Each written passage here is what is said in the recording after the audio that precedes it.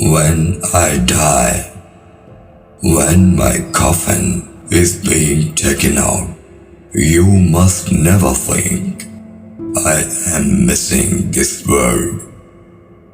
Don't shed any tears. Don't lament or feel sorry. I am not falling into a monster's abyss. When you see my corpse is being carried, don't cry for my leaving. I am not leaving. I am arriving at eternal love. When you leave me in the grave, don't say goodbye.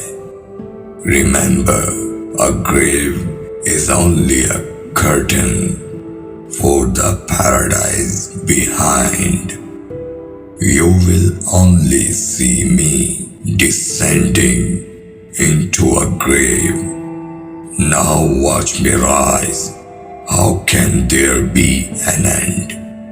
When the sun sets or the moon goes down, it looks like the end.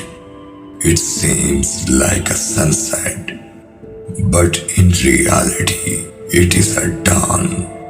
When the grave locks you up, that is when your soul is freed. Have you ever seen a seed falling to earth, not rise with a new life?